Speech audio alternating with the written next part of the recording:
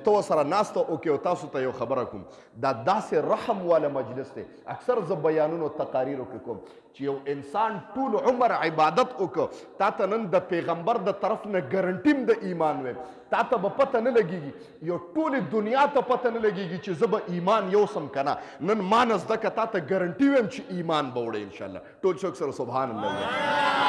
او ګرنټي درته عام نه ویم د پیغمبر د طرف نه ګرنټي ده چې ایمان به وړې موږ سره خو دا فکر دی الله ایمان به یوسم که نه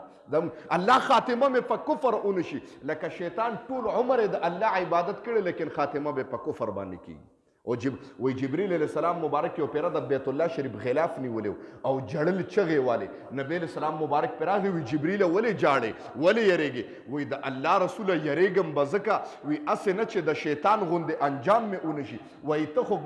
مقربه فرښتې ته خو انبیاو له ځای راځې ستا وابستګي خو د خدای سره ده وی او د الله رسوله وابستګي مې د خدای سره ده د شیطان هم د وابستګي د خدای سره و لیکن کفر خاتمه په کفر د دې نه یریږم خاتمه مې په کفر ونشي زما محترم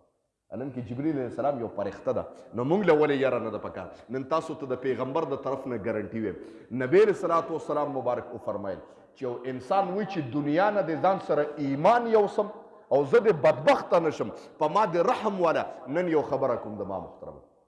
هغه داسې مجلس دی چې یو انسان د علماو سره 15 ساعته روزانه وقت تیری 15 ساعته مانه 15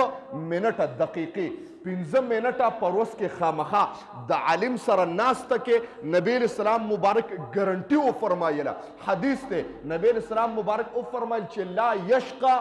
جلیسهم د عالم سره د ناستې فایده دا ده چې جلیسهم لا یشقا بی ایمانه به د دنیا نه نه زما د پیغمبر د طرف نه ګرنټي ده چې خامخا به ایمان وړي ټول شکر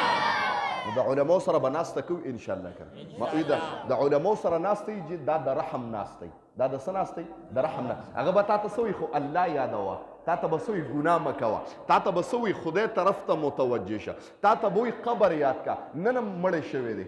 بلال دی تره وفات شوی دی ټولو ته وایي چې الله مغفرت نصیب کړي ټول وایي آمین دغه مجلس دغه زمانه و د ما محترمو دغه ساعت دی و په دا کلي کې تاسو په دا خپلو سترګو وینئ چې څومره مړي کېږي که نه کېږي او دا یوه نشانه هم ده د ما محترمو چې د جومات په سپیکر کې اعلان وشي چې بهی پلانکې وفات شوی دی او نن یې په پلانکي ټیم باندې په ډیری بابا کې جنازه ده موږ اورو که نه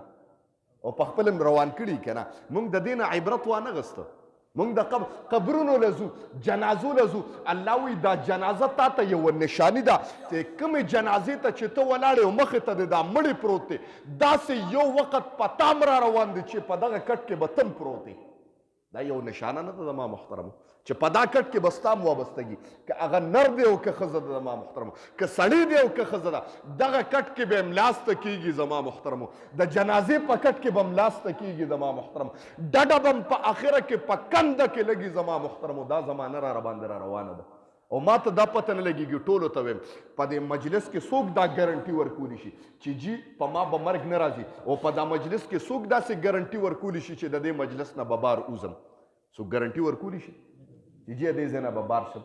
ځکه علما کرام فرمایي چې انسان سره د یو سا دغه نشته یو سا ما داسې واغسته ما سره دا ګرنټي نشته چې بله سا به واخلم او که نه د ما محترم دا د الله په اختیار کې ده او موږ ته د خپل مرګ هم پته نه لګېږي ځکه خو موږ د دنیا په لذاتو باندې دغه د دنیا لذاتو موږ نه هر څه بې لذته کړي دي مرګ یې رانه هېر کړی دی یا رسول سلام علیکا یا حبیب سلام علیکا سلام